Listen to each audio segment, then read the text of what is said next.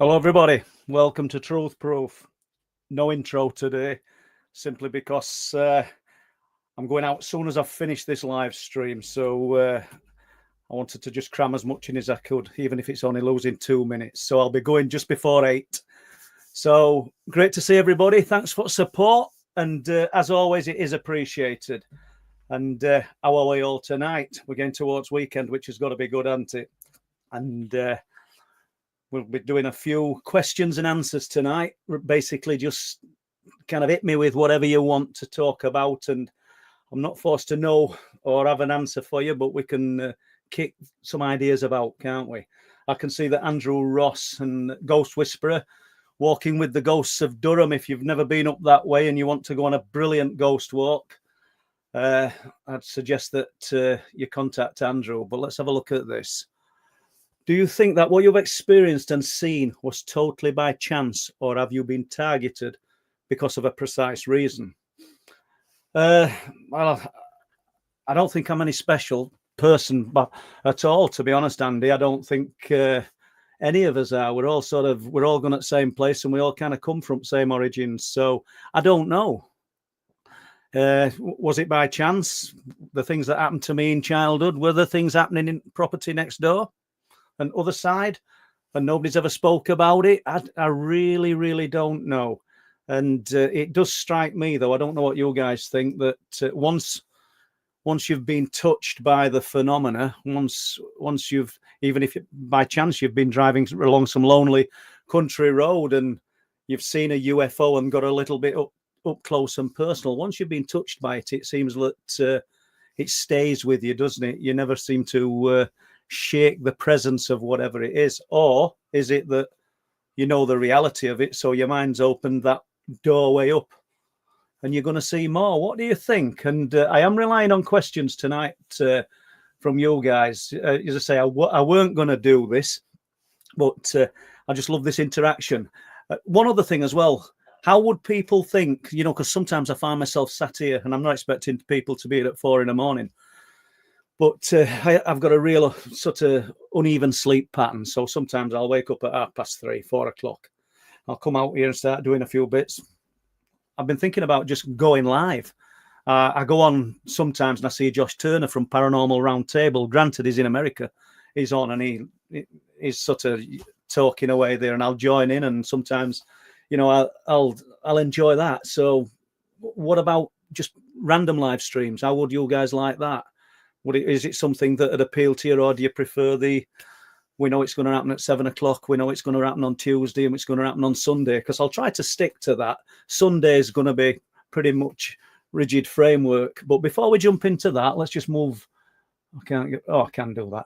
Let's just have a look at people who are in chat. We've got Studio 211, Susan Wiseman, Deb Shaw, Ian Linney. I hope you're feeling a bit better, Ian. Gemma's doing moderating. I think Lee will be at some point, and Alison, Ian McFadden. Let's have a look. We've got loads of Ians in, isn't there? Steph, Jem Sinclair. It just flies up this for me. Sober Carper, and Deb Shaw's got a question here. Let's have a look at this from Deb. Let's have a look. UFOs and Ghosts. I've just read Paranormal Ranger by Stanley Milford Jr. Highly recommended. Got some great evidence of the crossover. Yeah, it's a strange one, isn't it? I just kind of threw it in, Deb, and because some people will be thinking, if you're into the ghost hunting scenario and the spirits, well, there's no connection to UFOs, surely. But could UFOs and ghosts be the manifestation of beings or phenomena from other dimensions, other than physical spacecraft? I don't know. Or could it all be coming from one source and projecting as many things? They're all things that we've spoke about before, and I know that we're going to get some people that agree and some people that are never going to agree. We can't please everyone, can we? But let's just have a look. So if we're creating the phenomena, what if we're creating the phenomena? Does that mean it's not real? What do you think, guys? I mean, it crushes a lot of bubbles for some people. Like it just walks all over everything that they've believed in and done. But I don't necessarily think it means it's not real. Just because something is influenced or even triggered by human consciousness, if we're creating it, doesn't make it unreal. It just changes what real is. It just changes that context. Does that make sense? We have to redefine real. I'm not saying that that's how it is. I just like throwing these ideas out and just seeing where they sit with other people, because I've often wondered if we're creating it in some degree, or is the phenomena watching us and shaping how it evolves based on what we think and what we invest our time and thought in. I don't know. Is that even plausible? So let's just have a look then. Let's just have a think about that. And I'm sorry if I sound like I'm rambling, but I'm going to look for questions. So if it's real but conscious based, you know, is it too deep for some people? Is it not deep enough for others? Some researchers in the field of parapsychology or consciousness studies believe that the human thought or emotion can interact with reality in strange but strangely measurable ways. So there's clearly a connection between our thought process and the phenomena. Do you know what I mean? And I don't know how we've jumped on that one, well, we haven't, have we? I've jumped on it. Let me scroll down. We're getting a bit deep there, weren't I? Let's have a look. Where are we going? Paul, do you think seeing is believing or believing is seeing? What do you think, Ian? I think there's a lot of people who have no regard or even respect for the subject as it doesn't exist, and respect for the witness, a really sort of sincere person who's had a profound experience, until they have something of that nature happen to themselves. And we can all appreciate, providing they're not being disrespectful in a really, really sarcastic and horrible way, that unless you've seen it yourself, you're not going to bend your head around it, are you? It is a difficult one, isn't it? You know, what do you guys class as real? What would a lot of people class as proof? You know, for some people, spiritualism and clairaudience and the perception that you're getting voices from spirit is real enough. But if you're not in that person's head, how do we know it's real? What proof can they offer? I suppose the proof that they can offer is if you've got something that's absolutely bona fide information that they don't know and they impart it to you, then that's proof. But that's only proof between the two individuals, or I don't know, a family or a group of people and the medium. It can't go no further. So proof's really difficult to define and sort of to say it like that, prove, isn't it? You know, I don't know. It's weird rambling to myself, you know. But there again, I talk to myself all the time, don't I? So there we go. Scotch Mist. Let's have a look. There's a new film about Rendlesham incident. Do you think it was an alien craft that landed? You know, Scotch Mist, it's a good question, isn't it? But Rendlesham's been sort of kicked from each side at football field since 1980, hasn't it? And let's not forget there were many more things happening prior to 1980, and there's many things happened in that forest after 1980. So we go back to the location is key. But do I think it was an alien spacecraft? I don't know. And you know, if I said, "Oh yeah, I do," there'll be 1,000 people say, "Well, it weren't." But who can say? There's lots of things. You know, I mean, Brenda Butler's seen and experienced many strange phenomena in that forest, as has the late Derek Savory, both good friends of mine. Derek were a great friend of mine. You like my mask? I'll tell you about that in a minute.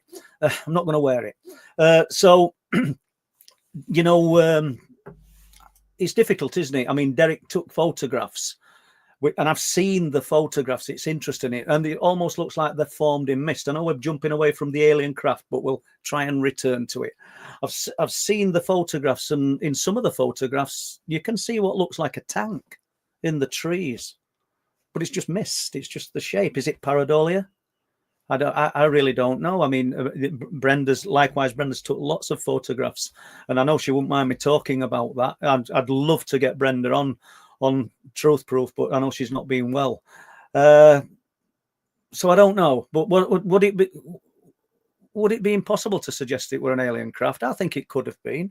I spoke to Colonel Holt. You're face to face. That doesn't make it right, does it? What's he going to tell me? He's not. If he's got any knowledge that is not imparted since 1980, he's not going to tell some chap he's met a couple of times over years, is he? Because I'm asking the questions. I asked Colonel Holt if he thought that these craft and these beings could have been interdimensional in nature, and it came out with an answer similar to what I would come out with. Could have been, could be.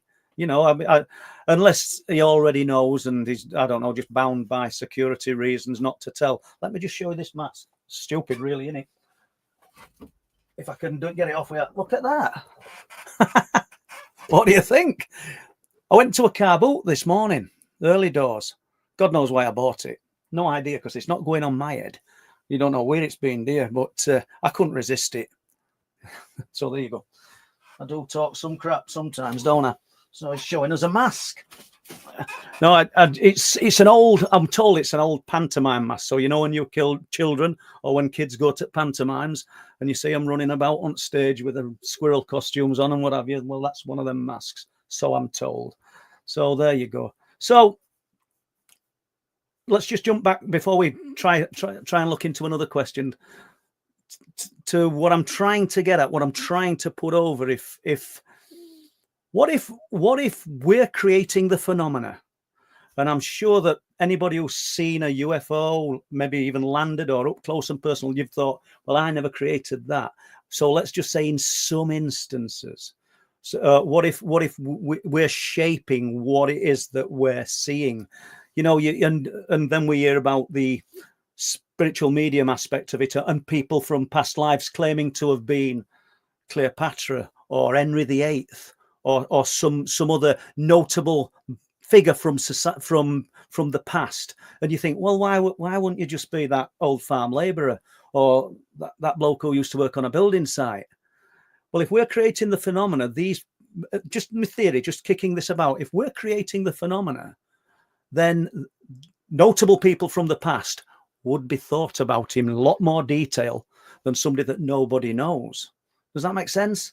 A little bit. It probably needs a lot of working on, but it's just thoughts. Let's have a look down here. Right, let's have a look. You should do it. You should, with your intuition, free flowing. Yeah. I think we should follow our gut. Not literally, because if I see food, I want to eat it. But do you know what I mean? Yeah, I think we should go with our gut feelings, and you know, and animals. You gauge what an animal's doing. You know, when you're sort of walking about or you're sat in the house and the dog or the cat starts looking at some random blank area where there's nothing, but it knows there's something there. Listen to what it's telling you. Listen to what your body's telling you, because you know there's things that are happening even if we don't understand what's happening. So let's just go down. Hook, line and sinker. Chris Mack. Yeah, good to see you, Chris. Let's have a look. Rain Cloud, Mike Disabled Welshman, Scene 81. Christopher Dyer. Mike, let's have a look. Susan Wiseman. Let's have a look. Paul, I like to know when you're coming on. Okay, yeah, that's cool. But it's just sometimes I think to myself, well, I could just lob live on for an hour. It wouldn't hurt. But I know people like routine. I nearly couldn't do this tonight. And I've not really got anything planned to talk about. That's why I'm asking you guys. Throw some questions at me. What do we think of this asteroid, this comet that's heading towards Earth? Do you think it is? Do you think that's what it is? Because I think, you know, people within the unexplained, the UFO community, kind of want it to be of something UFO related, UAP related. And can we want that too much? What do you think? You know, I think it's been fueled, hasn't it, by the Harvard astrophysicist. I can't pronounce his name, Avi Loeb or Loeb or something. And he's come out with this theory that it seems to be emitting its own light, which then has gathered weight like a snowball, and suddenly we've got this interstellar craft coming towards Earth. You know, there's certainly something coming, isn't there? But I mean, there's a lot of things out in space, isn't there? So my gut feeling is it's a comet, but I could be wrong. What do I know? You know, what do you guys think? Let me know. Let's have a look at this.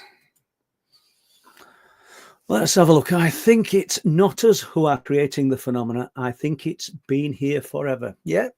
And you could be 100% right, Mike. You know, I just wonder, though, because it strikes me that when we concentrate on something, the doors seem to open. Be it religion, be it just meditation, be it C5.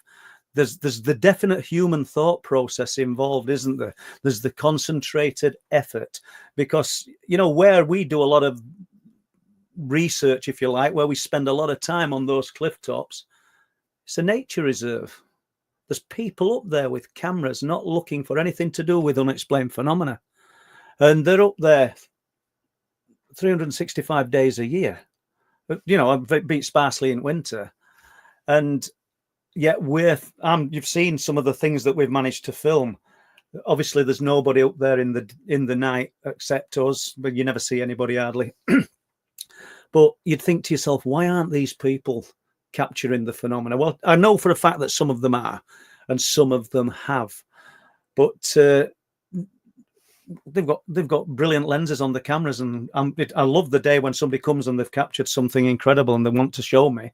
I know that the staff at the RSPB who claim to have seen the phenomena, but you'd think for the amount of footfall that it gets passing through that there'd be a lot more.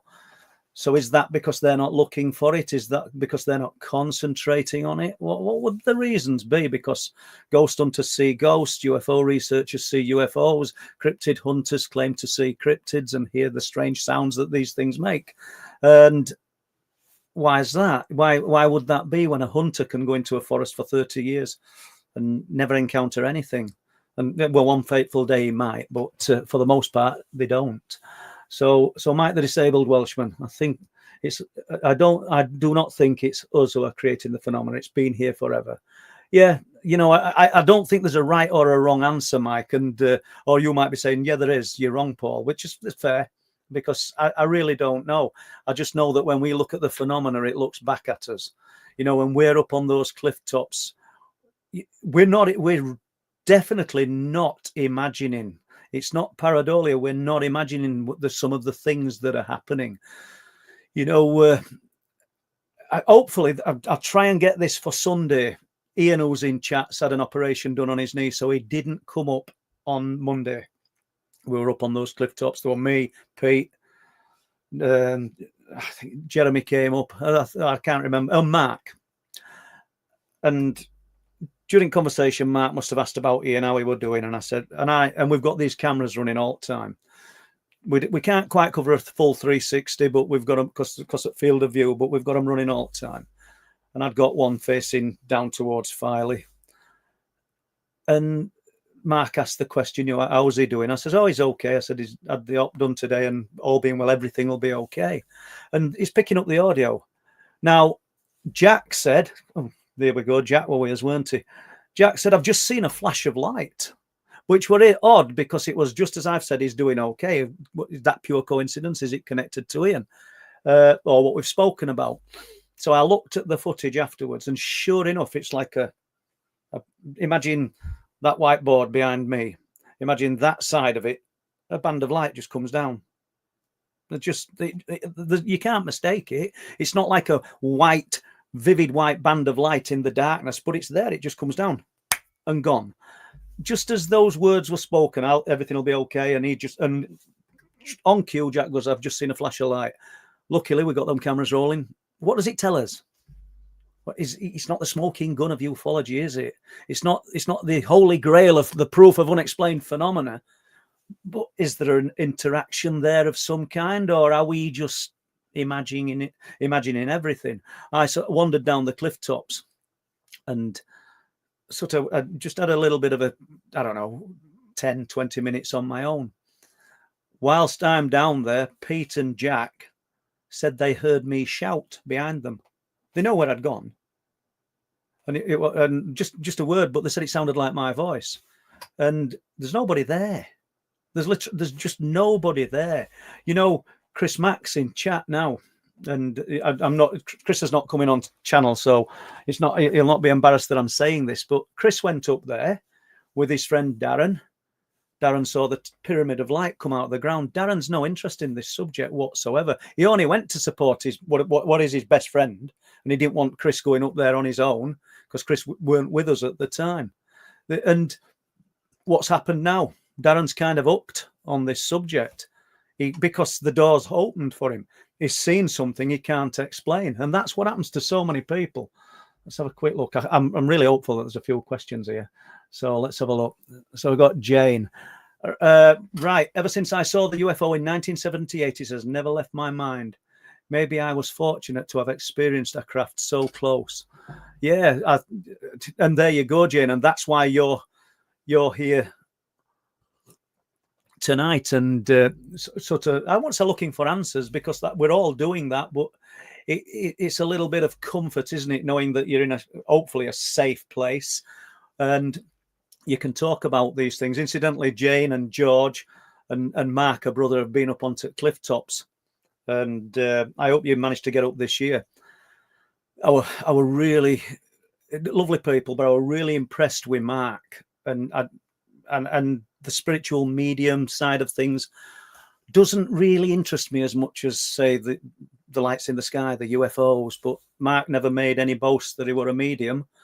And I don't know whether you're in chat at all, Mark, but you came out with some things that night that rang true. It literally rang truth to what were happening and what had been experienced on those cliff tops. So I hope you come back. I mean, I've spoken about it many times to Ian and to Pete, and I think Pete were with us when you came up. I know Ian weren't, but we had a lady up a few weeks ago, and Annie, she came up with Maeve Calvert. Maeve, you may remember Maeve when we did the live stream with the dowsing, the lady who did the dowsing. Well, Maeve wanted to come and visit the burial mound of Willie Howe, and she came up with a friend Anne, and Anne turned out Anne's a medium, but not anybody that does readings for people or visits places specifically to do mediumship. But she just does this, and it was just like, and I mean this in a really respectful way, it was just like a machine gun going off,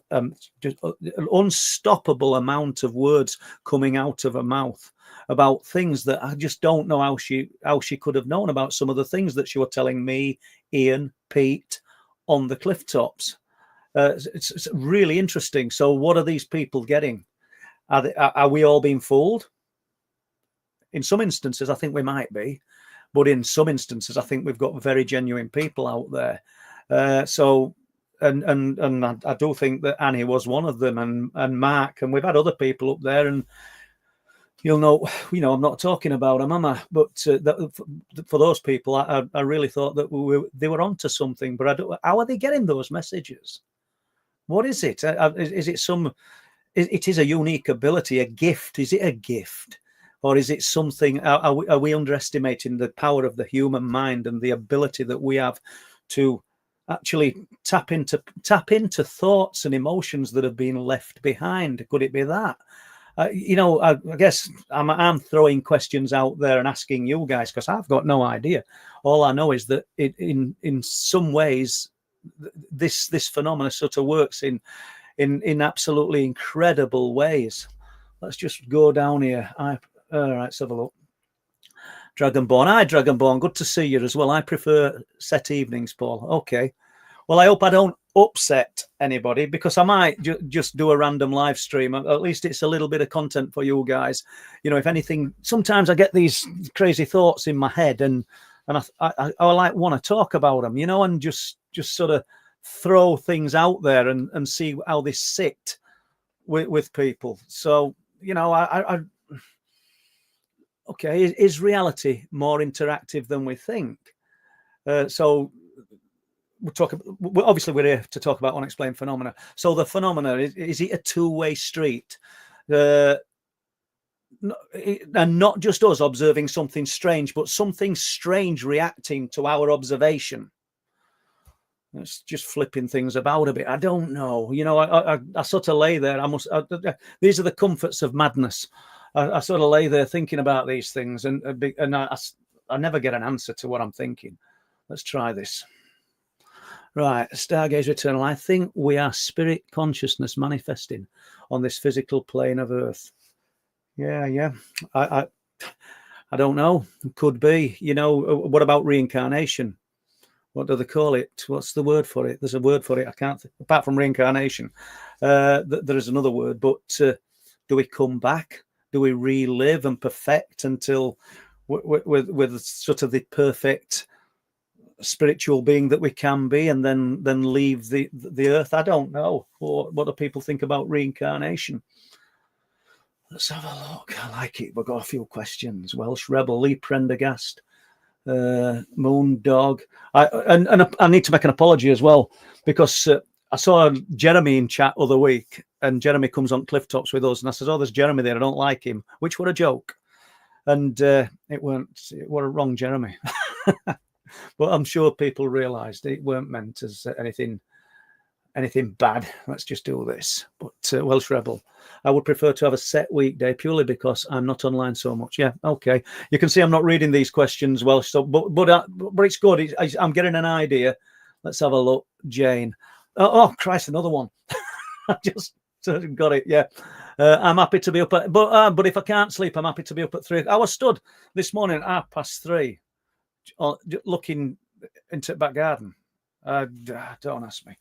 And Jacko comes on Clifftops with us. He says he'd like to do some really early morning walks in Dane's Dyke, which we will do. I'd like to do that, but my only problem at times is then I feel tired, which is crazy, because if you've made arrangements, so you're going to do it, you're going to do it. But I'm pretty spontaneous if I'm just going to go out.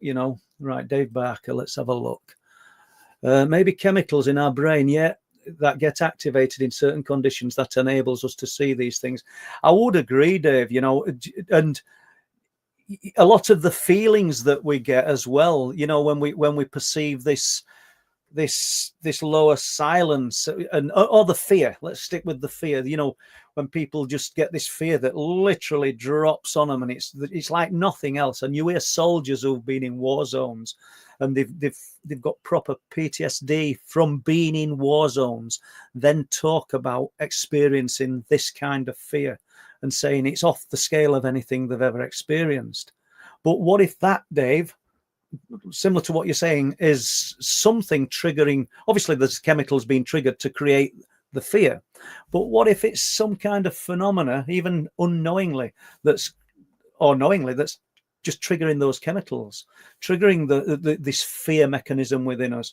But certain chemicals in our brain, I suppose that would work like, maybe, when we don't advocate the use of any kind of substance, but maybe that helps some people attain a different level of consciousness and see more. So the chemicals in our brain. I mean, have we all experienced that? Have you ever gone to bed, especially when you've not had alcohol for for quite a long period of time, and you've not had a lot of sugary food, and you've just had good nutrition? Do you think then that you're connecting, and there's a better chance to connect with the unknown other, as in when you close your eyes and you're not necessarily in the dream state, but the meditative state? I managed to say that, didn't I, without stuttering too much? The meditative state. I want to do it one more time. Do you think that diet, as in obviously everything that we eat, the chemicals, it doesn't have to be some kind of manufactured chemical, everything that we eat, there's nutritional value to it, the amino acids and proteins and different compounds. So do you think the diet plays a very important role in the ability to see and experience more? I do.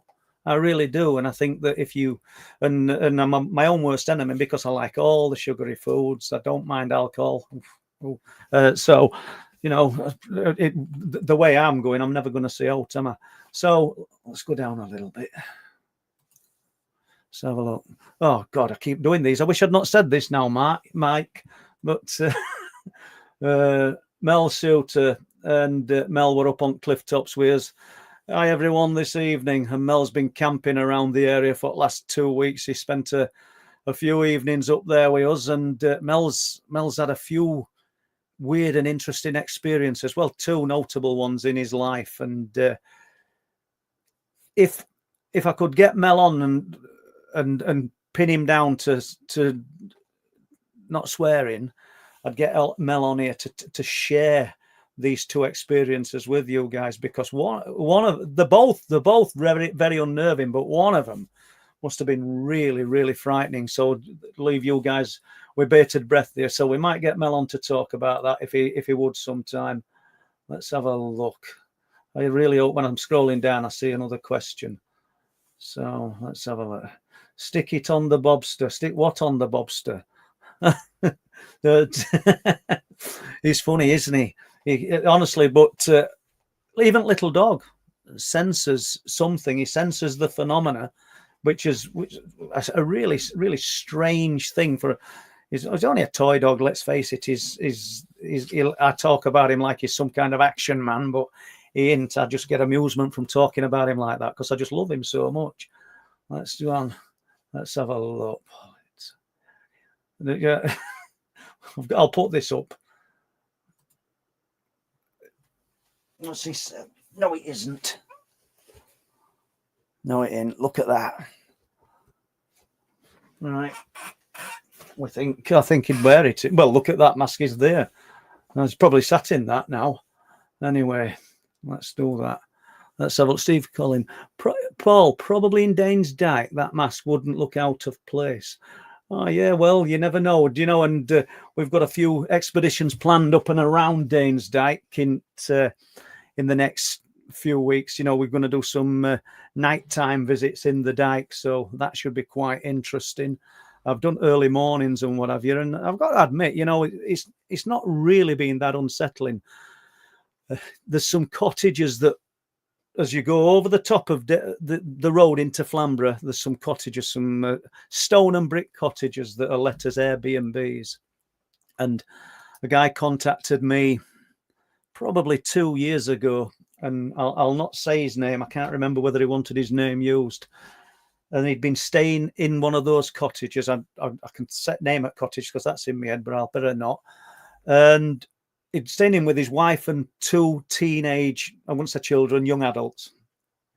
They're all watching TV at night. This is how the phenomena impresses itself upon you. And from the window of the cottage, you look out onto Dane's Dyke, but you look out onto sort of the other side, the left side, near what's called not Holmes's Gut, Artendale Gutter. I realise I'm talking about places here that you're going to have to Google on maps or Google Earth if you're going to find them. It's just a little strip of woodland, and I think wife goes up to bed, daughter and son have gone to bed, and he's watching a bit of TV, decides he's ready for bed, gets up, looks out of the window, feels a little bit uneasy for some reason and looks, and he can see a sphere of light above the trees, just above the tops of the trees, turning. Sort of like it's white light, but it's, if you picture one of the firework, a Catherine wheel, but that's what it kind of looks like. It's a white light. So he has a closer look at it, and then it's slowly moving along the trees, and then he becomes very fearful because he believes it's watching him. I mean, we're looking at quarter of a mile away. There's the cottage, there's the road, there's a field with some horses in, and then the woodland. We're looking at quarter of a mile away. He believes it's watching him. This is a grown man with children or kids that are nearly adult, becomes not just frightened but terrified, shuts the curtains, goes upstairs. It's moving along the top of the trees. It's not coming towards him. Goes into the room where the kids are. They're all fast asleep. Goes to bed, puts his head under the covers. He lays there all night, absolutely terrified. What can induce that kind of fear? That's more than looking at a satellite, isn't it? That's more than looking at, I don't know, an helicopter out at sea. This solid ball of light. It looked like it was just over the tops of the trees. It instilled absolute fear in this man. I mean, he took loads of photographs for me. He walked up the path. He's taking photographs as he's getting closer to it. You know, obviously during the daytime, and it's really made an impression in his mind. So those are the kind of those are the kind of reports that interest me the most, not because they're fearful. I just don't know what the mechanisms involved, what could do that.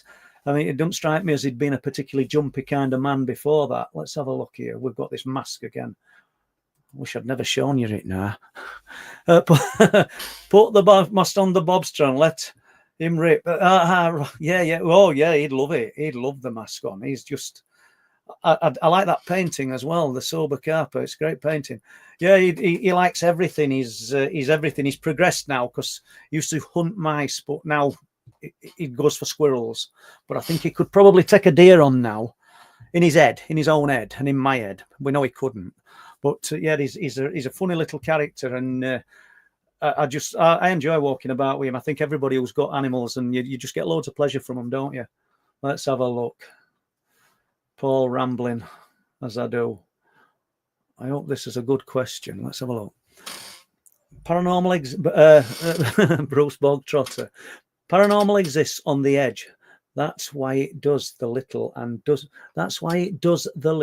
doesn't show you in your face. Is the paranormal dimensional?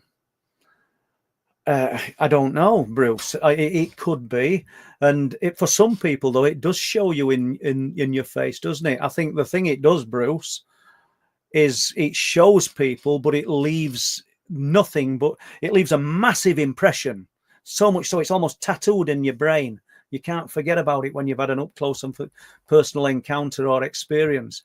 But there's no proof. There's nothing. So we're perfect, aren't we, for skeptics and debunkers? We're absolutely perfect. The goalposts are wide open just to be ripped to bits, because what I'm talking about has got such a minute little bit of proof. Although we have got lots of proof of strange anomalous lights now out at sea and on the cliff tops. I mean, you've seen some of the stuff that we've been putting out there. You've seen a little intro that we put on. That I usually put on. I didn't tonight because I wanted to just get straight into it. And most of that stuff's what's been filmed by myself, Linny, Pete, all other people up there. But it's all come from up there, you know, and we're not talking about helicopters, but we're not talking about anything that we know what it is. But, you know, it is in some people's faces, I would say, Bruce. You know, it's really, really up close and personal. And like I've said before, what we got 240 going on 250 people in chat, which is brilliant, by the way. Thank you. Just to listen to me rambling. But where am I going with this? There'll be people sat in chat now, and people watch this afterwards, or they'll have had far more experience of this up close and personal than what I've ever had, or some of you guys in chat, you know. And that's the proof. And there's other people that are just sat there because they're not humouring us, but your wife might have experienced it, your son, your daughter, your husband, and you believe them. So you're there, you're trying to learn about it. What is it that these people are seeing? What is it that they're experiencing? Is the paranormal dimensional, though? Bruce, I don't know.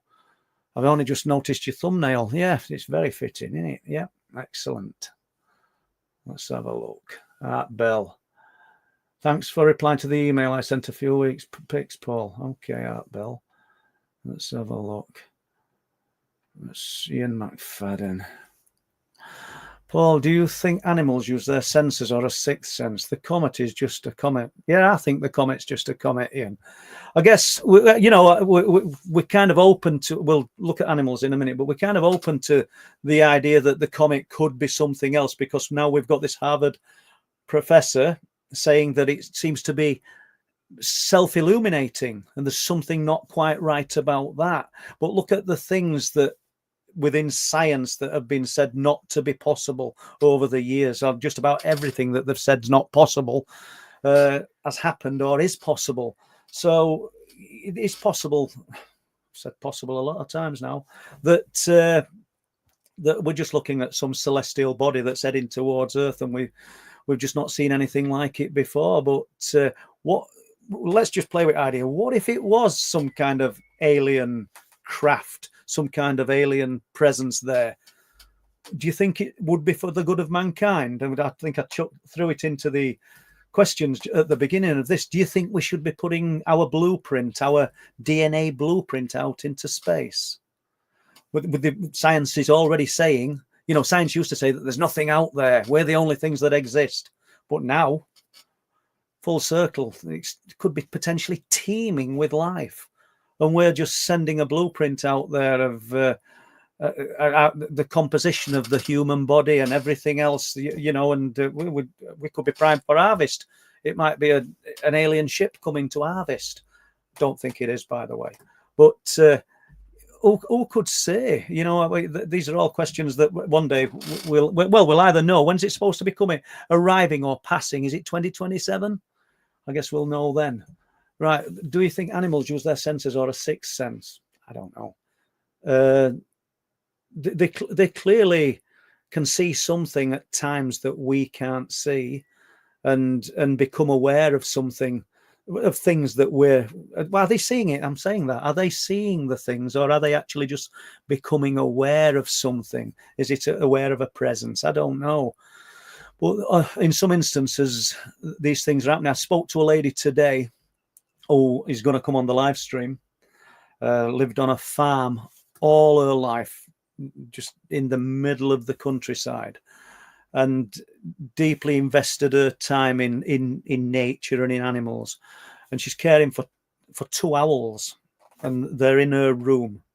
And she was telling me today that during the night, and I don't want to say last night or this week, but it's recent, because I don't recall when she said, there's a dog in the room, and suddenly the owls, both owls, are in separate cages, and they're being cared for. They're not like captive birds that are just being plucked from nature.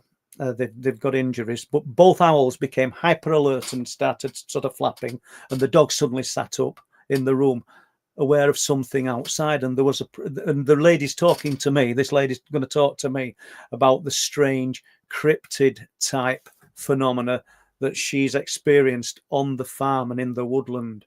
I'm not saying that's what it was, but clearly the birds became aware of something, and the dog did. You could imagine a dog hearing a noise outside, I don't know, knocking a bin over, or somebody walking outside, and a dog becomes really alert. But would an owl act all skittish and suddenly start fluttering and going wild in a cage? I'm not so sure. What do you guys think? Let's have a look. There's a report from Lob that the comet emits its own light. Yeah, that's right, Matthew. That's what this scientist is saying, and obviously he's a lot more knowledgeable than I'll ever be. But all I'm saying is that there might be other celestial bodies out there that can do exactly the same thing. But this, in the grand scheme of things, out in the universe, this could be the first time that this has passed our way in man's recorded history, because we're just like a little bubble, aren't we, in ocean, compared to everything that's happened within the universe and within this on this planet. So I don't know. Let's have a look. Nickname. Right, Paul, has anything strange been going on in your home at all recently? No, I'm not so sure that it has. I spoke to Bob Brown a couple of days ago, and I asked Bob the same question, because when I say in our home, we've converted this into 3 flats, and Bob's had a few strange things happen in the flat, and I did ask Bob, and he said no, nothing had happened. However, we've got some other flats further up the road. There's 3, and Andy in the middle flat, who I've never ever spoken to about the unexplained. I just happened to be just talking to him other day, and we got on about a few things, and he just said to me, said, on a few occasions when I'm sat in the room watching TV, I can hear somebody walking about in my kitchen. So and obviously you've got a separate living room. They're all self-contained. They've all got fire doors on the front. There's nobody can come in. And he says it's happened on a few occasions and there's nobody there. Well, that's the first. That is a first. I know, there's things happened in a property close to me of a really, really sinister nature, but I will never say to the neighbours, because I don't want them, I don't want planting them seeds in their minds. And so that's why I would never say. I've just said, haven't I? But I haven't said where. Let's have a go. Let's have a look. Have you recovered any more interesting audio from the dike? I've got a load to listen to, Andy. And Al Durham is a friend of mine. You know, I've met Al, and Gavin Still Crazy, who's on here. I sent Gavin a bit of audio, and he's listened through it, and he picked a few bits out that were kind of interesting. And I said last week I'm going to send some to Al, and I'm going to send some more to Gavin. So I'll have to do that because I need to get these recorders gathered in. And I'm so pleased that people are willing to have a listen to that for me. Most of the time, you're just listening to rain. If it rains for 3 hours, you're going to hear 3 hours of rain. Obviously, you can see waveform and you know if there's anything else occurring. But you've just got that. You just want that little. I don't know. You just want that little golden nugget where you're hearing something such as what Dean Daltrey heard in the dike in 2000, and did he say 2002, guys, when I put that short on a few weeks ago? I'm not entirely sure. I think he did, where he said that the sound, the howl and the roar that this thing made sounded like a sonic boom going off in his chest, which must have been terrifying. And incidentally, jumping back to the guy who got frightened when he watched the sphere of light traveling above the trees at Danes Dyke, at the other side of those trees if you travelled on maybe 3/4 of a mile, you'd come to Flamborough. I think it's Lighthouse Road. And I think it's a lady who goes in chat and told me about this years and years ago. They had a property that looked onto that wood from the opposite perspective to where the guy saw the sphere of light. And they'd heard absolutely terrifying guttural howls and screams during the night in that woodland. On a very, I think, I'm not sure if it weren't October time, so a similar time to when the witnesses, totally independent witnesses, claim to have seen this bipedal thing, this creature, for whatever. I'm loath even to say dogman's werewolf, because these things shouldn't exist, surely. Are we creating them? I can't be creating them by just talking about it, because you couldn't have independent witnesses saying they'd seen it. But what I'm saying is they'd heard these unearthly sounds coming out of that bit of woodland. So there's a few things in there. So audio in Danes Dyke, and I've got loads to listen to, loads more to listen to, and I need to get it sent to Al and sent to Gavin, which I will do. Let's have a look here. Ian Langton. Let's have a look, Ian. Do you think you have to have an open mind to see them?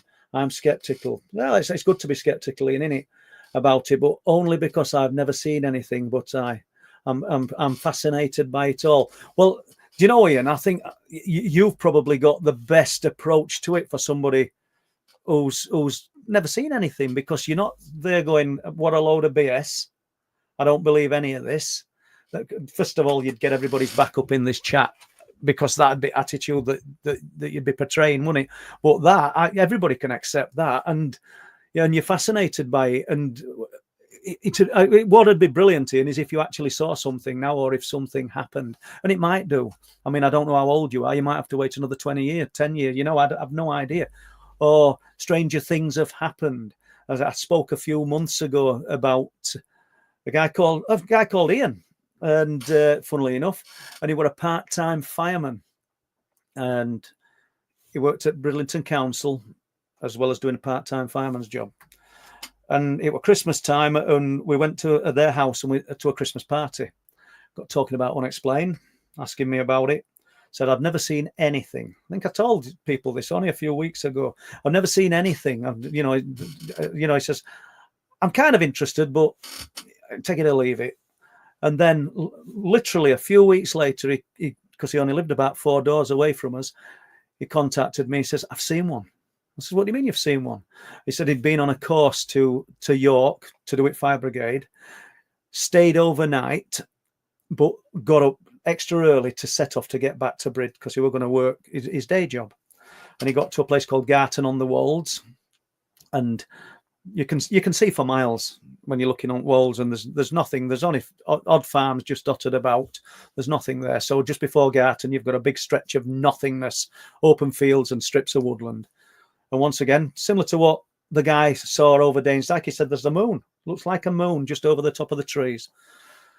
now just driving towards it, trying to work out what it was, because I've no idea what it was. And I mean, we're talking a sphere of light. We're not talking about a structured craft with little men running around.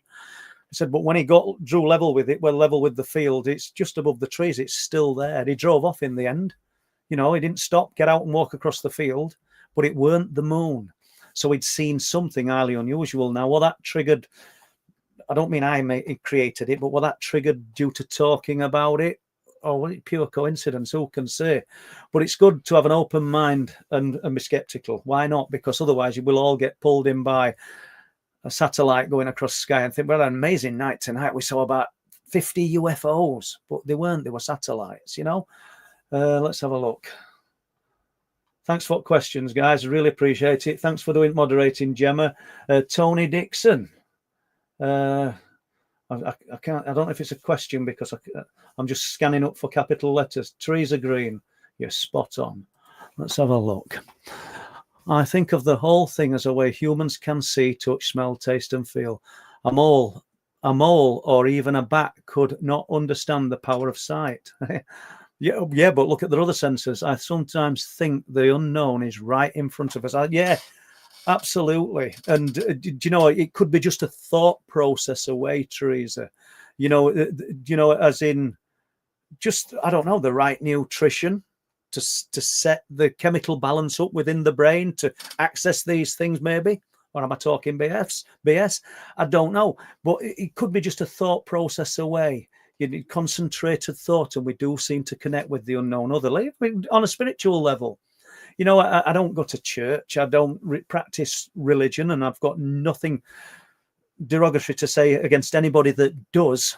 But it strikes me that people say that they've been in the presence of God. They've touched, not touched, but they've been touched by the Holy Spirit. And who's to say that they've not? But who's to say, and this will offend some people with religion, that we're not all concentrating and connecting with the same thing?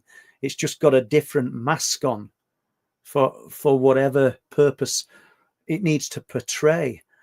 Yeah, you know, so are we in a way creating the phenomena that we want to interact with us? Doesn't make it any less real. You know, it's still out there, whatever it is. I don't know. Let's just go a little bit further. This is good. Let's have a look. Jane, you're definitely coming back onto the cliffs. That'd be good, Jane. Let us know when you do, because it were interesting. It were interesting. Thank you. Let's have a look. Mark will be coming back up too. I don't need to put that up. Let's have a look. Come on, is there Zeno in chat then? Katrina Appleby. Yeah, Zeno, good to see you, mate. Margaret Webster, Peter Armstrong, DP, Sophia, hook, line and sinker. Right. Oh, Bog Trotter. Sorry for saying it like that. Well, let's have a look. Why did the paranormal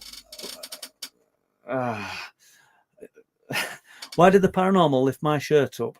Not just there to show its face. Did it? I don't know. We'd need to know a little bit more about that, I think. Or would we? But okay, mate. We'll just let's have a look. Blazer, let's have a look at this. Paul, I think if more sensitive people are near it, it opens up more to be viewed by them. Yeah, I would go along with that, Blazer. Yeah, I think that as a collective, we can sort of concentrate and bring the phenomena through, or somehow influence it.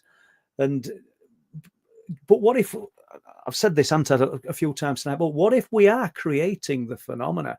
Let's imagine then that you were, which we're not, into some kind of ritualistic magic and occult practice, which we're not doing. What if we thought by performing rituals and casting spells, we thought that we were evoking something, some ancient spirit, some ancient life form, some ancient entity, but we're not. We're actually creating it. We're the ones that are manifesting it. You know, that would sort of throw everything. What if we're creating ghosts? What if we've said this loads of times? in bereavement, and I don't want to drag us into morbidity, but bereavement, we concentrate on the loved one. We concentrate on the person that we held dear, man, woman, pet, whatever it is. We concentrate and we really invest time and effort into thinking about those people because we love them so much. What if that human thought process creates the image of the ghost?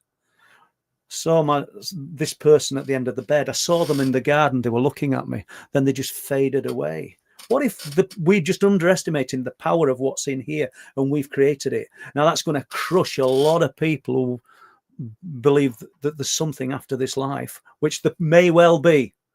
These are just ideas I'm kicking about. But what if we're creating it? What if that's a thought process, a thought form that we've created, and there are no ghosts? You know, just like the person you hear people. We touched on this one earlier.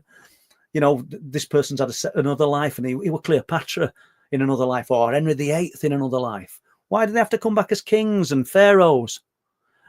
Because those people were prominent people in history, so they'd have a lot more thought process. So there's potential. I don't know. It's just crazy thoughts. There we go. Let's have a look. I'm going to have to go, guys, in a moment. Right, Mike Disabled Welshman. My mum always said that she had been reincarnated. That's interesting, Mike. I mean, and I don't know how far and deep you'd want to go into that, but if you've any thoughts on sharing any of that with us at any time, yeah, it'd be interesting to know. I won't bother giving me a question about it now, though, because I'm going to have to leave in a moment. Right, Lisa. I think we are being taught by some of the phenomena. Yeah, well, could well be. Do you think it's lessons in life that are leading us through to something else? I don't know, Lisa, but it could well be. Let's have a look. And Jane Louise. Does anyone think all the high strangeness like ghost time slips are related to UFO sightings? Me personally, and I wish there were other people. We ought to have a panel, didn't we? We ought to, if we were going to do this sometime, we should have 5 or 6 little boxes here with different people, so it's not just me. Because I think there'd be a lot of people, throwing their hat in the ring and wanting to answer this. Time slips are related to UFOs and sightings. I think it all could be related. I think Linny would have some ideas on this. I think Don Lodge would have loads to say about this. I know Don would. So maybe that's what we need to do. Set up a panel and kick these ideas about, because it's great. You've given me an hour's worth of questions here, people, and really, really appreciate that. I believe it's a frequency or a subliminal connection, and that's how we get this info. Yeah. Thank you. Tino, let's have a look.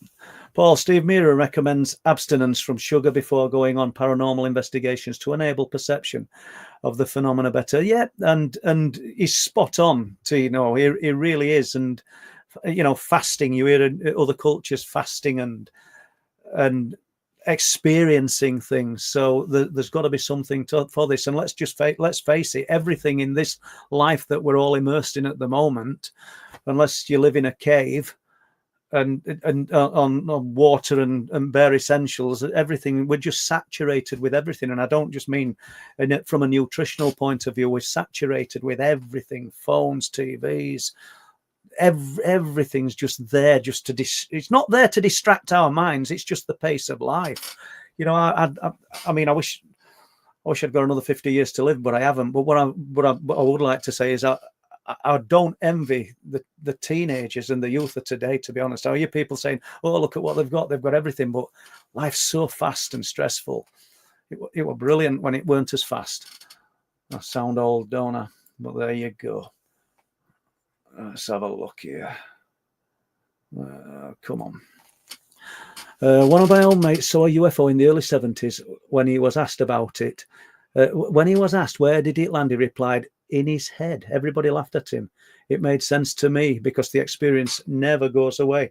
That's brilliant. Yeah, because and obviously it made a monstrous impact on him, Tetra, for the rest of his life. Do you know, guys, I've not got through all these questions, and I do apologize because I can see one from Simon, I Am Mogul. Let's make this last one then. Let's just do that. Steve, Vai used to fast to achieve certain meditative state before recording his albums. Wow, I didn't know that. But it kind of doesn't surprise me, Simon. But on that note, when we're talking about music, I'm going to say good night. Thank you very much, guys. Thanks, Gemma. And I don't know who else has been doing the moderating, but if it's only Gemma, thank you. But if Alison's been in and Lee, thank you again. Everybody that's contributed, really appreciate it. We'll see you guys Sunday. Get some questions ready and we'll kick it off Sunday. Okay, guys, good night. We'll do that.